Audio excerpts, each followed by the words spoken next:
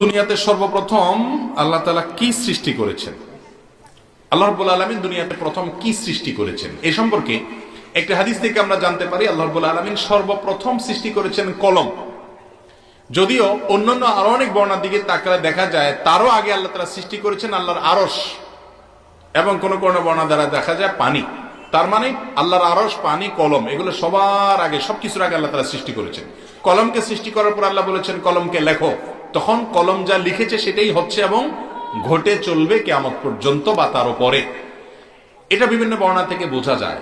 উলামায়ে কেরাম, গবেষক, মুহাক্কিকিন ওনাদের অনেকেই বলেছেন যে কলমটাই সবকিছুর আগে, তবে অন্যান্য অনেক গবেষকরাই বলেছেন যে কলমেরও আগে হলো আল্লাহর আরশ, সেটা সৃষ্টি করেছেন আল্লাহ রাব্বুল আলামিন। আর এর বাইরে একটা হাদিস আপনারা আমাদের এদেশে বেশি বেশি শুনে থাকেন যে আউয়ালু মা খালাকাল্লাহু নূরি, যে নবী সাল্লাল্লাহু আলাইহি সাল্লাম নাকি বলেছেন আল্লাহ তাআলা সবকিছুর আগে আমার নূর সৃষ্টি করেছেন। তো নবী করিম সাল্লাল্লাহু আলাইহি সাল্লামের মহব্বতে তার মর্যাদা বর্ণনা করতে গিয়ে আমাদের অনেক ভাইরা এই হাদিস বলেন। এই হাদিস সম্পর্কে মুহাদ্দিসগণ বলেছেন হাদিসটি জাল। কোন টাকাকে যদি ব্যাংক বলে এটা জাল নোট, তাহলে সেটা আপনি গ্রহণ করবেন?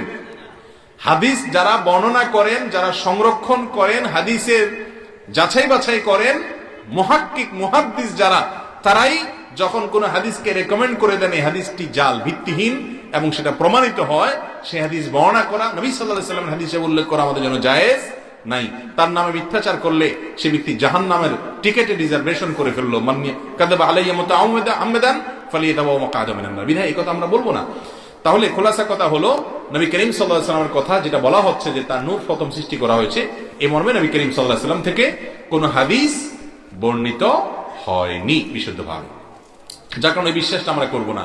এখন এই কথা বললে অনেকে বলবে তাহলে আপনাদের মধ্যে রাসূলের মহব্বত নাই।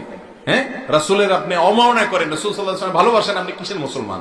ভাই, ভালোবেসে যাকে যতটুকু মর্যাদা দিতে হবে সেখান থেকে যা না, অবাস্তব মিথ্যা কথাও যদি আপনি ভালোবাসা মানুষের জন্য বলেন, তাহলে এটা ভালোবাসা হয় না। বুখারীর হাদিসে আসছে নবী করিম সাল্লাল্লাহু আলাইহি ওয়াসাল্লাম বলেছেন লা তুতরুনি কামা আতরাতিন নাসারা ইবনে মারইয়াম।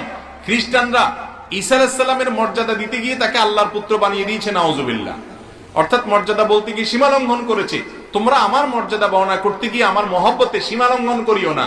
আজ আমাদের অনেক মুসলমান ভাইরা সে সীমা লঙ্ঘনটা করছেন, যেটা নবী সাল্লাল্লাহু আলাইহি ওয়াসাল্লাম 1400 বছর আগে ওহীর মাধ্যমে জ্ঞাত হয়ে অনুমান করেছেন এবং জেনেছেন, সেটা তিনি বলেছেন। বিধায় আমরা এরকম কোনো কথা বলবো না। তাহলে খোলাসা কথা হলো, আল্লাহর সৃষ্টি জগতে প্রথম সৃষ্টি হলো এই তিনটি, কলম, আরশ এবং পানি।